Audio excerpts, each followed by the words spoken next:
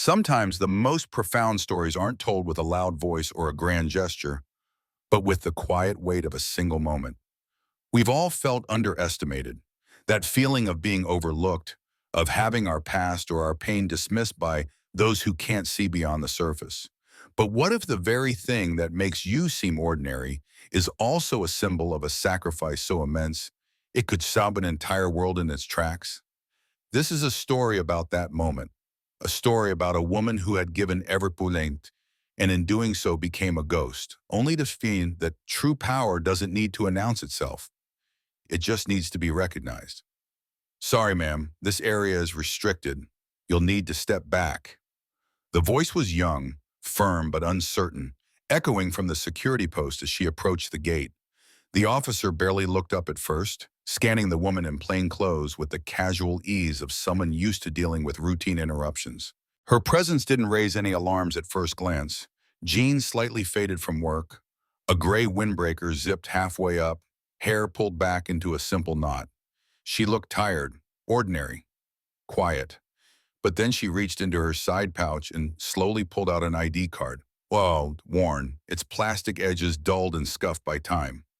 Inlaid in the center was a metal emblem, unmistakably silver, catching the afternoon sun with a glint that cut straight through the air like a knife. The officer stopped mid-step. Behind him, the rest of the gate team had been chatting idly. A muffled laugh, a snide whisper. Probably just another officer's wife throwing a fit. That offhand remark hung awkwardly in the air now, dead weight in the sudden silence. Because of that badge, because of who she was. Captain Evelyn Carter, age 43, former Air Operations Commander in the now dissolved, deeply classified Project Guardian. One of only a handful to ever receive the Silver Guardian Medal, an award never publicly acknowledged, known only in closed circles and whispered conversations. Its recipients were rarely spoken of. Most were dead, the rest had disappeared into quiet, forgotten lives. Evelyn had done the same. 6 years had passed since the disastrous end of the operation that cost 4 of her teammates their lives: Thompson, Kim, Rodriguez, and Walsh. 4 names etched not into plaques or parades, but into her bones. Evelyn never gave statements, never showed up for medals or interviews. She simply left. The physical damage alone would have justified a discharge, but that wasn't what sent her home. The limp in her right leg had faded slightly over the years, but never entirely, and the faint scar running from the edge of her brow to her temple, a whisper of a wound, still pulsed on cold mornings. But the deeper wounds, the ones hidden behind her eyes, were what truly drove her into silence. She didn't come here today for glory. She didn't come to challenge anyone. She came to remember. The military had decided to shut down Project Guardian completely. Final paperwork, internal review. A quiet burial of a program that had demanded everything and given little in return. But the official report would brand it a failure. That word, failure, would be stamped across everything they had built, everything they had lost. And Evelyn couldn't let that happen unchallenged. So she came, not as a soldier, not even as a veteran, but as a witness, a bearer of memory. In the years that followed her discharge, she had taken to rebuilding her father's old aircraft, a relic he had poured his soul into, a machine that, in a way, had outlived him. She restored it piece by piece, bolt by bolt, often in the dead of night, fingers sore and eyes burning. Every hour spent under that fuselage was a conversation, sometimes whispered, sometimes shouted, with the ghost she couldn't forget. Her father, her fallen team, herself. His old logbooks, yellowed, fragile, became her sacred texts. She memorized every note, every diagram, every fragment of his thinking. Through that labor, she stitched her mind back together, however loosely. Now, standing here again, the years between that moment and now felt like a fog she'd walked through. The base had changed, buildings reshaped, faces replaced. But the energy, the undercurrent of quiet urgency, was still the same. The young security specialist, Martinez, 22 at most, tried to hold his composure. He had done everything by the book. Practiced authority, posture squared, voice steady. But as his eyes locked onto the emblem on her ID, the change in his demeanor was instantaneous. His brow furrowed, his lips parted slightly as the reality settled in. This wasn't a misunderstanding. This wasn't a drill. This woman, who looked like she belonged at a hardware store more than a military facility, was someone every ghost story on this base had mentioned in hushed tones, not by name, just the Guardian. A legend among those who had only read about operations and simulations. Behind him, the guard who'd made the careless comment about someone's wife stood frozen, color draining from his face. That's, that's impossible, he muttered. Martinez stiffened to attention by reflex, his training overtaking the weight of the moment. He didn't ask questions. Didn't need to. His voice cracked slightly as he called, "Open the gate, now." The gates creaked, then parted. No explanations were exchanged, no apologies offered, none needed. Because true power, true legacy, doesn't need to be shouted to be heard. Sometimes all it takes is a glint of silver and a silence that speaks louder than any rank or uniform. Evelyn walked through without a glance back, her steps even, despite the old injury that made her gait subtly uneven. Every inch forward felt heavier here, on ground once sacred, now almost foreign. Behind her, the security team stood in wordless formation, a hush settling like a shroud. They knew they'd seen something not meant for eyes like theirs, a remnant of a different war, a different kind of soldier, a different world. One where valor wasn't filmed, where sacrifice left no footprint. Ahead of her lay the heart of the base, redrawn but not forgotten. This was where Project Guardian had lived, and where, for the first time in 6 years, one of its ghosts had returned. Moment longer than necessary, not out of pride, but in silent acknowledgement of the lives that medal represented, the ones who hadn't made it home. She slid the card back into place with care, as though disturbing it too harshly might shatter the fragile thread of memory she was clinging to. She walked through the gate, her steps deliberate, uneven, her limp more pronounced under the weight of watching eyes. The silence behind her was thick with realization and regret. No one dared speak now. No one dared question. She was no longer the anonymous woman in civilian clothes. She was Captain Evelyn Carter again, if only for a moment, a name they would remember, whether they ever understood why or not. The base hadn't changed much. The building still loomed in utilitarian rows, and the scent of fuel, steel, and old sweat lingered like a ghost. Her eyes scanned each corner with instinctual precision, an old reflex that hadn't dulled with time. She passed drill fields where younger soldiers trained, unaware that the woman limping by had once led operations their instructors wouldn't even be allowed to mention. She didn't stop until she reached the operations building, the one where, once, the impossible had been made routine, where whispers became strategies, and maps turned into stories written in blood. Her hand hovered over the door's worn handle. She inhaled deeply, grounding herself not in the now, but in the weight of everything that had come before. She wasn't just walking into a building, she was walking into a graveyard of ghosts. Inside, fluorescent lights hummed overhead, cold and clinical. Hallways that had once echoed with the urgency of coordinated strikes now felt quieter, slower. She made her way toward the conference room with the ease of someone who had memorized this place through necessity. She knew where she was going, and more importantly, who she was about to face. Colonel Hayes, once her commanding officer. Now a man so deeply embedded in the politics of military hierarchy that he probably barely resembled the leader she had once respected. She wasn't sure if that respect still remained. She wasn't here to find out. She was here because of what had been lost. Because of Thompson, Kim, Rodriguez, and Walsh. Because someone had to remember. The door to the conference room was closed. She paused before it, not from fear, but from the quiet surge of emotion that tried to rise before she pushed it back down. She had mourned them already. In pieces. In silence. Now it was time to speak with those who still lived. She pushed open the door. Conversations died mid-sentence. Around the table sat a new generation of officers, young, sharp, and unaware. They looked at her as if she were out of place, a civilian with no clearance, no authority, just as the guards had done. And then Colonel Hayes turned. His eyes met hers, and for a moment he didn't speak. Recognition flickered.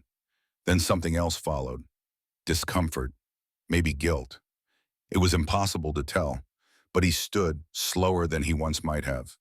The room took its cue from him. Captain Carter, he said, the title leaving his mouth like something rusted from disuse.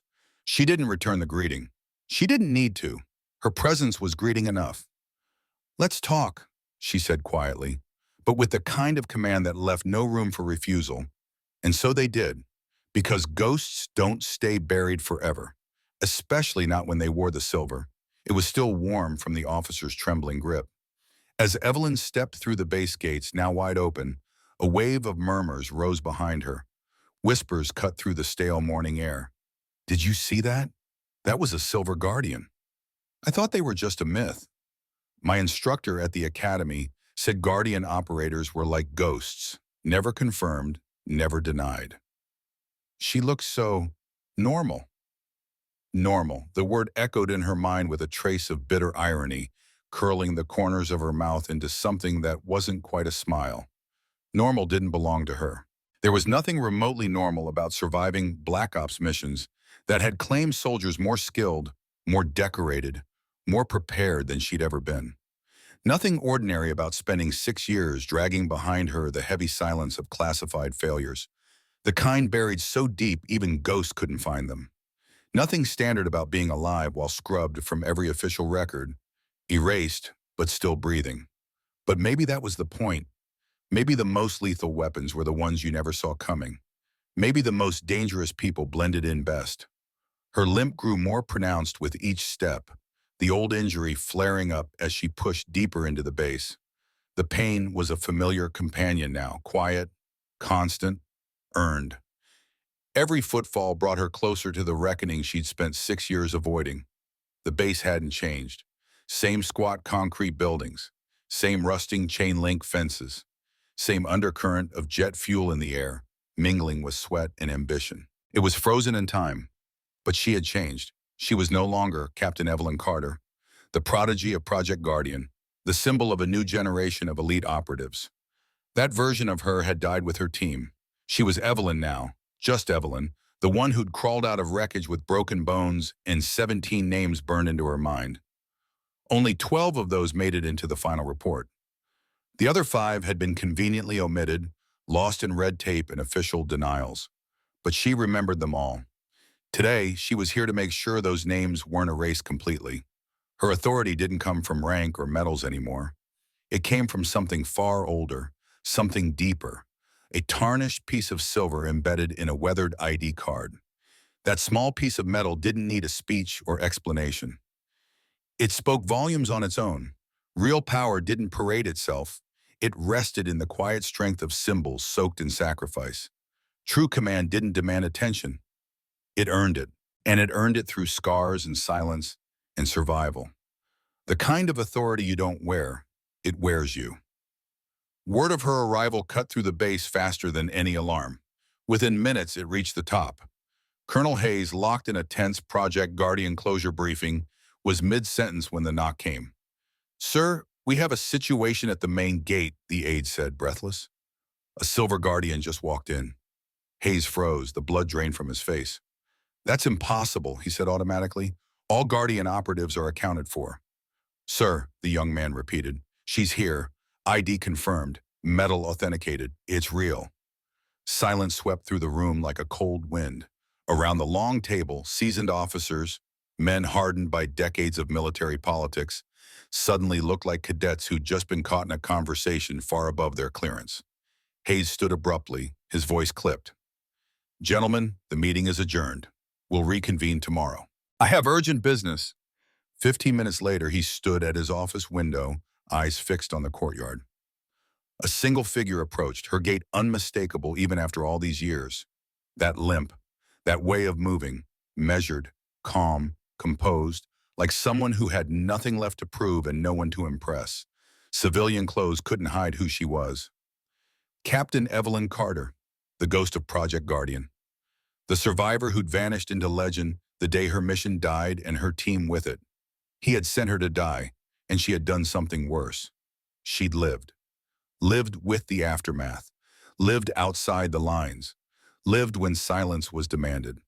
When she stepped into his office, Hayes felt the full weight of everything he'd buried for 6 years slam into him like a tide. Guilt, shame, unfinished truths. She didn't salute. didn't offer formalities. She walked to his desk and placed her ID card on the polished wood. The embedded silver caught the late sun, throwing back a cold gleam. The sound it made, a crisp clink, cut through the room like a judgment. Final, irrefutable. "I heard you were cleaning house," she said, her voice like a blade sheathed in ice. "Colonel," he could barely meet her eyes. "I came to make sure you don't forget," she continued, each word heavy and precise. "The price of what you're throwing away." Hayes kept his eyes fixed on the piece of metal lying on his desk, his mind pulled backward to the moment it had first been created. It was supposed to be a symbol, Project Guardian's answer to a silent truth. They needed a way to acknowledge their operatives without ever admitting they existed. No official records, no digital footprint, just this discrete metal embedded in each operative's ID, something that couldn't be deleted, couldn't be buried in paperwork, couldn't be rewritten by time or policy. Now that same object sat there like a weight in the room. "The mission was officially deemed a failure," Hayes said at last, his voice low, eyes refusing to meet hers. "The records are sealed. There's nothing more to say." "Nothing?" Evelyn's voice cut through the air, edged with a cold, dangerous calm. 17 people earned that medal, Colonel. 17 who gave everything for missions that, according to your records, never even happened. How many names made it into the official report?" He hesitated, only for a second, but it was enough. Officially, 12 operatives received the Silver Guardian Medal. Just 12? The laugh that escaped her lips was dry, brittle. "So you erased 5 people completely, not just their missions, erased them? Martinez, Thompson, Kim, Rodriguez, Walsh. They died under my command, on a mission you ordered. The one you're now pretending never happened." Their names hung between them like ghosts, thick in the silence. For 6 long years, Hayes had told himself it was necessary, told himself that some failures had to be buried along with the secrets they served, that forgetting could pass for healing, that it was the cost of duty. They knew the risks, he said, but the words rang hollow. They knew the risks of combat, Evelyn snapped, not the risk of being wiped out of history by the very system that sent them to die. She reached into her jacket, fingers finding the edges of a photograph that had clearly been carried too long. She laid it on the desk, a worn image faded at the corners of 17 soldiers in unmarked tactical gear. They stood together in the calm before their final mission, unaware of what was coming. Hayes saw himself in the background, so much younger then, standing with the confidence of a man about to give the final briefing, the one that sent them all into the dark. "This," Evelyn said softly, "is all that's left of them. Because you didn't just classify the mission. You classified their deaths, their entire existence. Their families were told that they died in training accidents.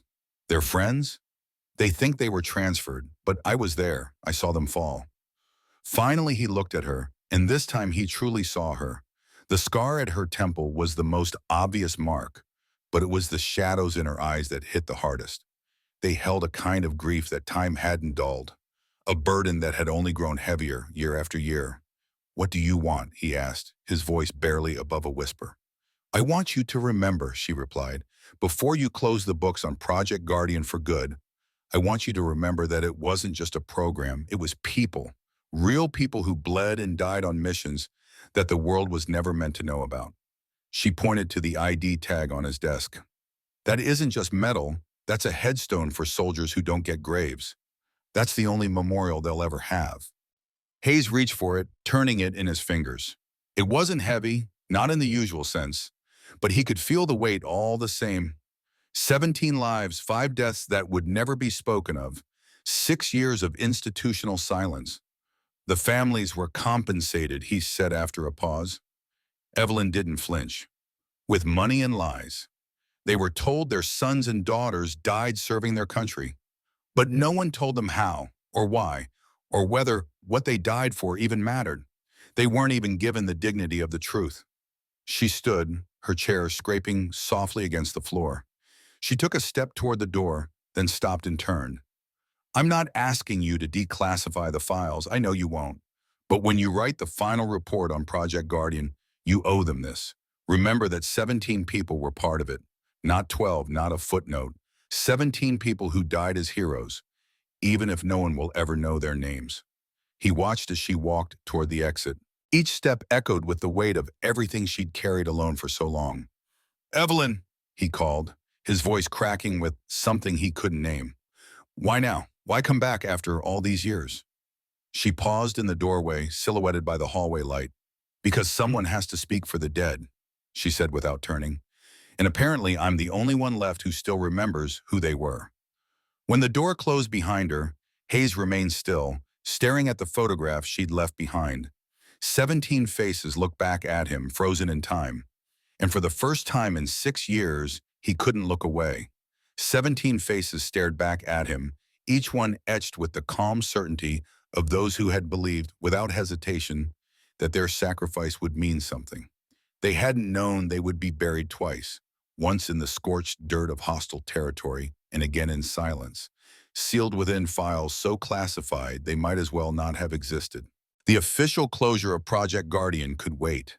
Tonight he had 17 names that needed remembering, and 5 untold stories that deserved to be placed back into history. Some debts demand truth as payment, and there are truths too sacred, too vital to be locked away, even under the weighty banner of national security.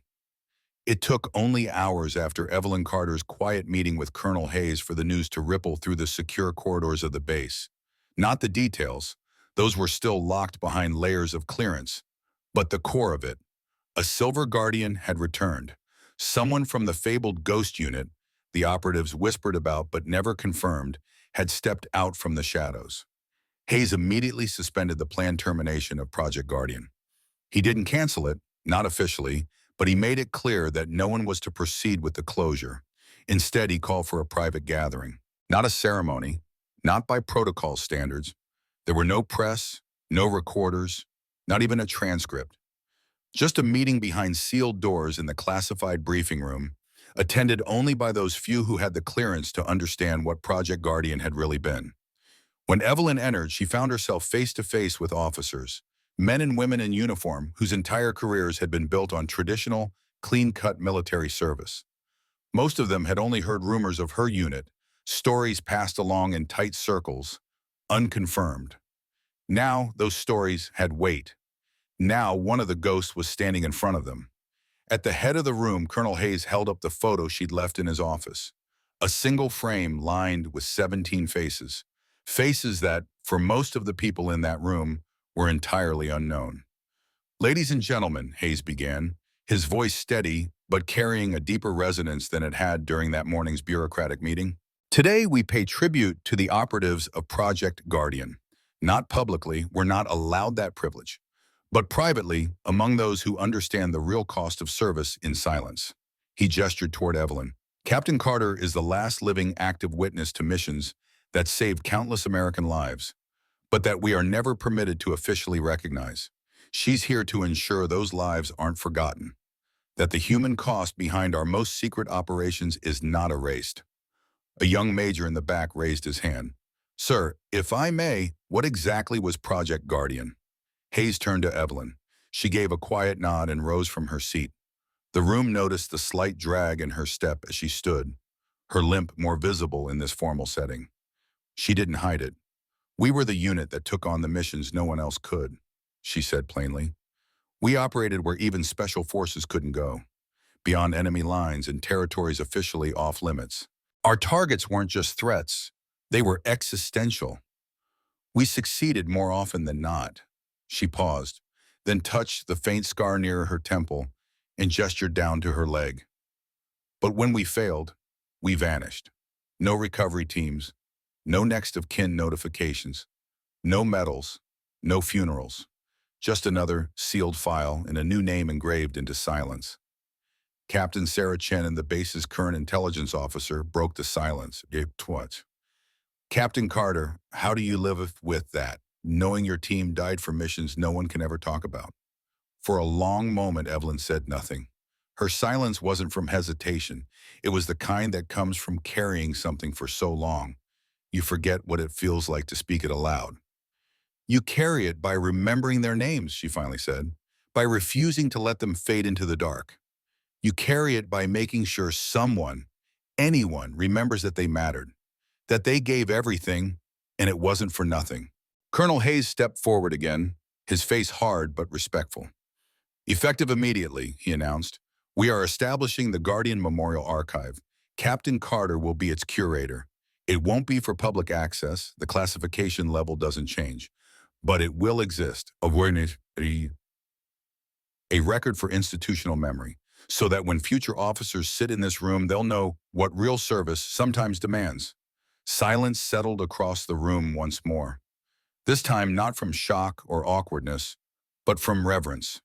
These were not raw recruits anymore. These were seasoned officers, people who had made their own sacrifices, led their own missions. And yet, most had never stared down the truth of men and women who had given everything for a cause that would never bear their names. A lieutenant colonel, older than most in the room, finally spoke. Ma'am, what do you want us to remember about Project Guardian? Evelyn's gaze moved from face to face, taking in the mixture of curiosity, disbelief, and quiet respect. These weren't the fresh-faced guards at the gate who doubted her rank. These were professionals who understood the burden of silence and the price of decisions made in locked rooms. Remember that we volunteered, as Charlotte said. Every single one of us. One of us. That's who they were. All of them.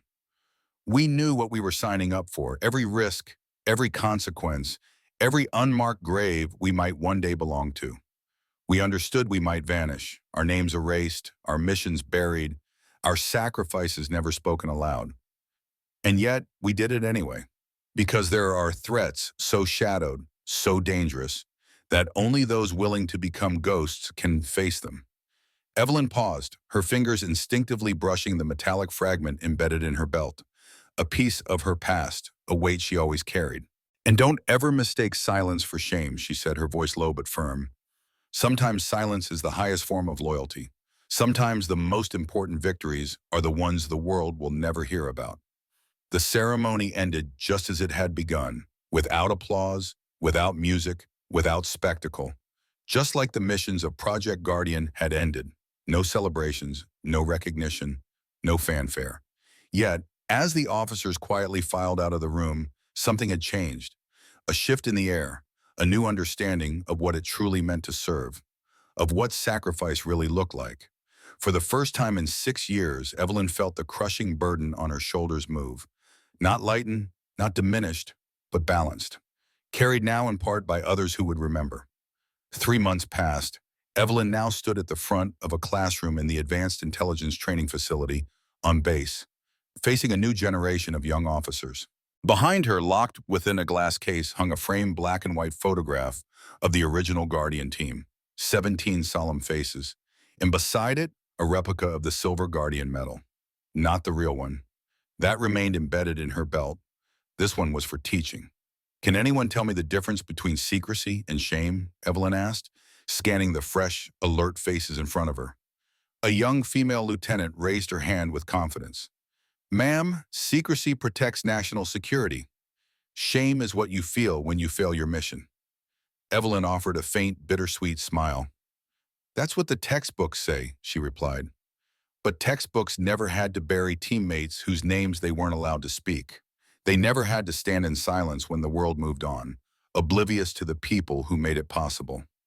She stepped away from the podium and moved toward the window. Beyond the glass, the daily rhythm of the base continued. Technicians maintaining aircraft, personnel moving with practiced efficiency, all the visible signs of organized military life. Project Guardian taught me something I didn't understand until years after the missions ended. There are medals and service records that get buried, forgotten. They seem outdated, irrelevant. But those symbols hold legacies. They show us what honor truly means, beyond the headlines in the history books. The room had gone completely still. 17 people earned the Silver Guardian Medal, Evelyn continued. 5 of them died in operations that officially never existed. For years, even acknowledging them was a violation of classification. But make no mistake, their sacrifice was as real as any battlefield loss. She turned back to face her students, her gaze sharp and unwavering. Each of you will be faced with hard choices one day. Maybe not on the front lines, Maybe it'll be behind a desk when you're told to suppress a report that reveals inconvenient truths. Maybe it'll be when someone asks you to ignore a witness because the fallout would embarrass someone in power. Or when you have to pick between protecting your source and protecting your promotion. The same young lieutenant raised her hand again, her voice tinged with curiosity and concern. Ma'am, how will we know when secrecy serves the mission and when it just serves someone's ego or career? You'll know, Evelyn said without hesitation, because your conscience will scream it at you. Some secrets exist to protect lives. Others exist to protect reputations. The first are worth keeping. The second will corrode you from the inside. She motioned toward the display case again. These 17 never saw their names etched in stone. Their families were given polished lies to ease the loss. Their records remain sealed.